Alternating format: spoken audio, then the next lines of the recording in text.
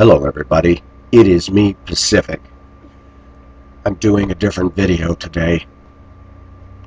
These are questions I would ask the woman that adopted me, if I had a chance to ask her.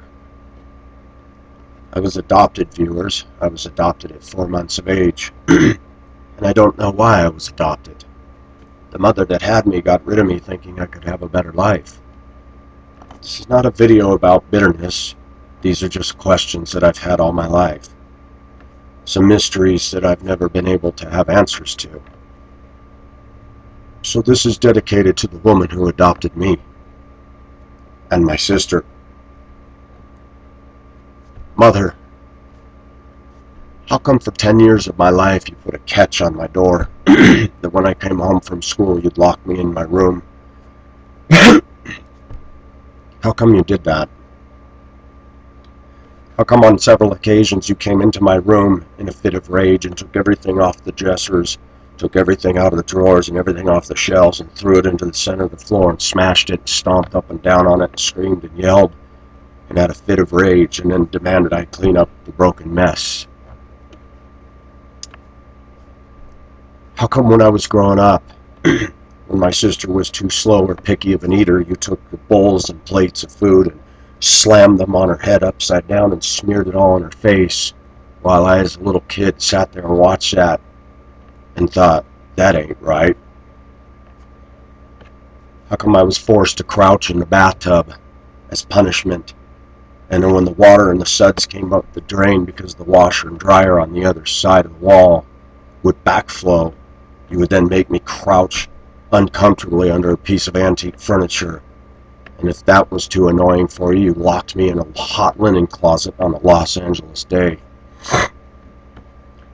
Oh, this is for my father, too, who adopted me. How come you were so passive you let my mother abuse us, yell at us, scream at us, hit us, paddle us, spank us, slap us? How come you, Dad, would hit me and punch me and chase me down the stairs in a fit of rage, so angry that you chased me in your obese status, tripped and fell and snapped your Achilles tendon, and when you crawled to the end of the hall you punched me and broke my glasses and gave me a bloody nose? I was just a kid. You guys said I was too hyper, too flibbity-gibbet. I talked too loud. All my life I was put down. Funny thing was, when we lived in Mammoth Lakes, California, I shoveled snow, 20 to 40 feet of it. I helped with getting firewood, and not only did I do my fair share of chores, I worked harder than any other kid normally does, because it was right, because I wanted to, because I had energy that needed to be directed. I know I wasn't an easy child to raise, but why did you adopt us? Why did you adopt us if you had no patience, tools, or skills to raise us? You tried whittling on me and it didn't work. You tried giving me caffeine thinking it would have a reverse effect. How come you never accepted the fact I was not DNA like you, I was not from your blood, and that I was a boy? How come in your strict domineeringness, Mother, you always made me feel unloved? I got no hugs, no kisses, no I love yous. On holidays it was signed lots of love, Mom and Dad. Even I knew that Dad didn't go out and get them. You did. And when I grew up, I always wondered, was there something wrong with me? That when I disagreed with you, everything was blamed on a food allergy. Oh, you must have eaten something again. When my cognitive and reasoning mind started to say, wait a minute, Mother, I think something's not right with what you're doing, and I'd question you, it was blamed on a food allergy. And into my 20s, I believed so much that every time I got annoyed or upset about something, I must have eaten something. It took me years to finally realize, no, it's okay to get mad at injustice. It's okay to get mad at things that aren't right. I grew up believing you were always right, and I was always wrong. There were but a few moments where I had hope, like when you taught me to drive your little Honda car, and you tried to be kind, But most of my life was not good. Even though you and the father that adopted me gave me material things, and we had nice houses, pets, and anything, we lacked nothing. But I never felt warmth, never felt love, never could go home and cry and tell you I'm having a problem. Somebody's thumping on me at school. How come, Mother, I never saw tears in your eyes?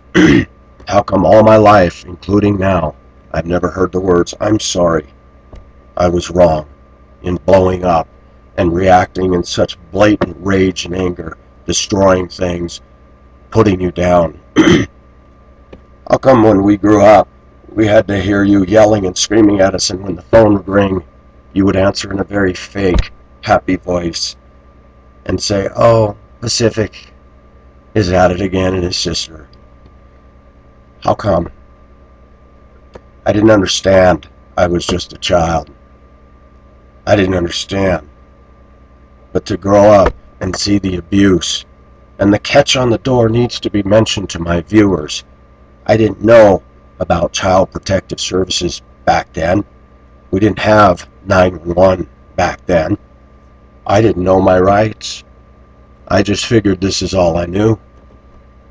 When I tell people to this day about this stuff, they're appalled.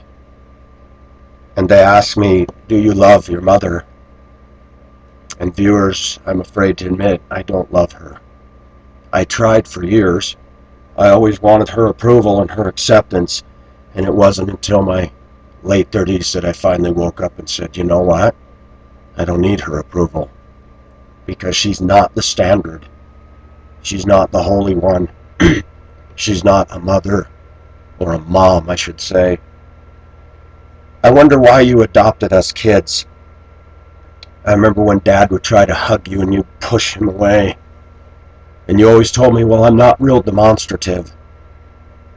And then when I was older and I still tried to wear my heart on my sleeve and be honest and vulnerable and try to get along with you, and I confessed some things about my adult life to you, and all you did was put me down. Did it ever occur to you that because I didn't get the love and the appropriate touch I needed growing up, that maybe that's why I became so sensualized and ran into the embrace of another woman so frequently? Did it ever wonder to you why I married a woman of 14 years who you are now very close friends with that is exactly like you? And it took me a while to wake up. My gosh, I've married my mother. And what's ironic is you came to my home state here, not home state, but the state I live in, last summer. And you went and visited that woman and didn't even bother to come 5 blocks down the road to see me. Amazing. You wrote a letter years ago saying I was mentally ill. I just wanted to tell you, I don't know a lot about mental illness, but mentally ill people cannot drive school buses for 10 years. Mentally ill people cannot go and live in Hong Kong. Mentally ill people cannot fail and realize they failed and get up and get on the horse and ride again. Mentally ill people cannot get through life very easily. I've had my hardships, but I've made friends. People respect me, and I have outstanding job references. I don't smoke, drink, or do drugs. I have my vices. Who doesn't? But they're nothing illegal. They're nothing that's breaking the laws. And they're nothing that's damaging anybody. Are some of those things against the laws of God? Yes. But you never taught me about God, though you're very religious. You hide behind the Roman Catholic Church doing your good works, fooling the rest of the living family, getting them to believe that you're such a good person. Some of them see through it. I know I do. You still to this day, if you truly follow the teachings of Jesus, have never looked me in the eye and say, you know, I have wronged you. I abused you, verbally, physically, and emotionally. You know what, Mom? To this day, I have to train myself daily to not believe the lies that other people tell about me. You're ugly. You're no good. You're a dork, a dweeb, a loser, and a geek with thick glasses. That's why, viewers and trolls, I take those things so to heart. I heard that all my life. No, you didn't call me a geek or a loser, but you put me down so much that I started to believe it. Why am I doing this video, viewers? Because many of you have grown up in families like I have, and you thought there was something wrong with you. Well, let me tell you something. When you're a child, I can understand as a school bus driver, it's very easy to get annoyed at children and their shenanigans. But abuse is not acceptable. To destroy the child's mind and spirit, and to exasperate them like my father did, and provoke me to wrath like they did. I want nothing to do with these people. I left them a long time ago. I was still dumb. I still tried to be nice, still tried to get along, and finally one day I said, I don't need these people. And it was interesting, viewers, that my mother had told me, well, you and I never bonded. I wonder why. Let me give you another snapshot, Mom, lest you forgot. We went from Mammoth to LA, distance 300 miles, 6 hours in a car. Back then, speed limits were 55, and you had to slow down through every little town.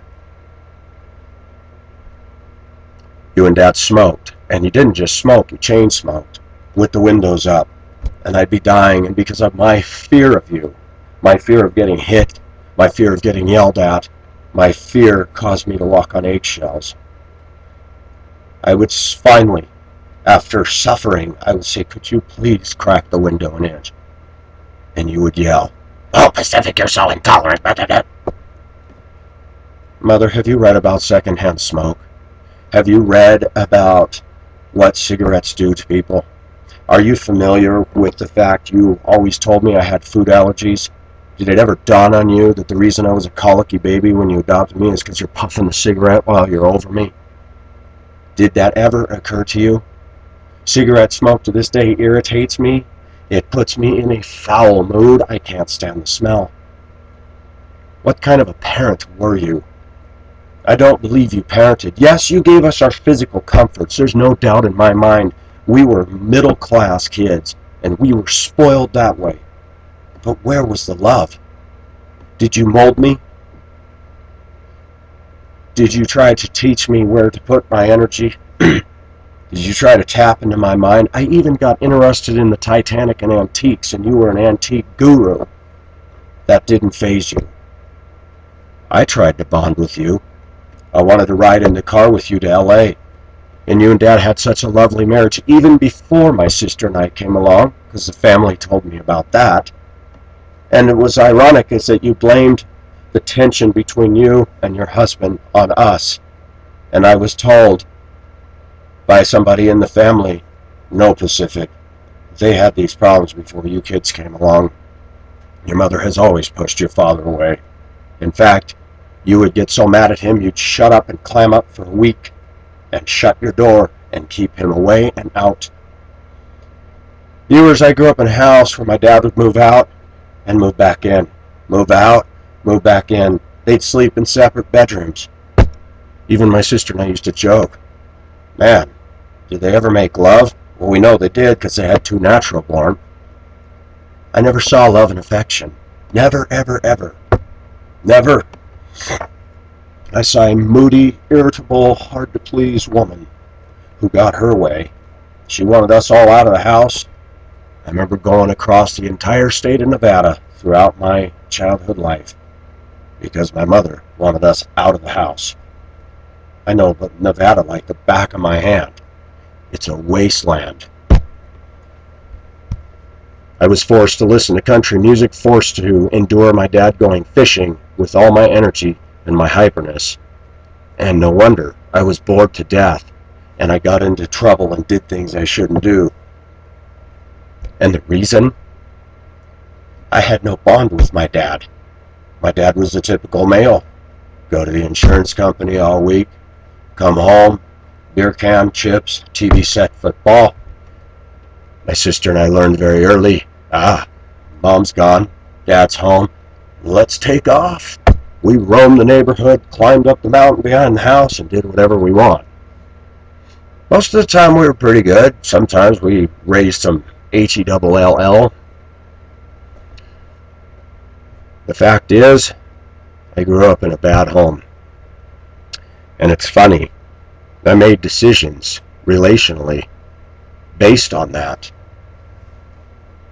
What's really ironic is the wife that I married for 14 years could never say, "I'm sorry, I was wrong." Blamed. We moved to Arizona, and you didn't want me to live in the house. You wanted me to live in the shed attached to the garage. And at first, I hated it. I thought, can you believe this? Turned it into a room, put a window carpet. Relatives helped me put electrical in it. And I ended up liking it because I had my freedom away from you guys. Turn up my stereo, sneak out in the middle of the night, hit town with my friends. It was awesome. But the message was sent to me clear. Pacific isn't wanted, Pacific isn't loved. You put up with me to make it look good to the family that you were being a parent, but you never parented me. When I needed help with my homework, nobody helped. So I suffered and struggled, and I was disciplined. Still, in my later years, I tried to get things done, and I pulled my grades up to A's and B's, even broke the school record in track, and I did things. Then to this day, you still can't figure out why, when I dated a girl in high school who actually converted me to Christianity, and then her father, when I told him what was going on in my home, even though he was a kook and weird, he and his wife encouraged me to move in. And I didn't feel comfortable with that, but with all that was going on, I finally took them up on it and left. Bouncing from one bad situation to another. And you never, ever, ever once sat down and said, "I am so sorry. I have failed you. Can we talk? I don't want to see you wreck your life." Mother, I've made bad decisions because of you. I take accountability for my mistakes, but I was pushed in directions that I should never have gone had I been raised in a loving, healthy home. You see, it wasn't the stuff that I needed. Your house was like a museum, your perfect oak, 100-year-old antique furniture.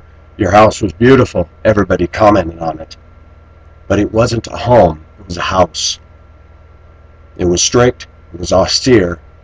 And I was afraid all my life of you.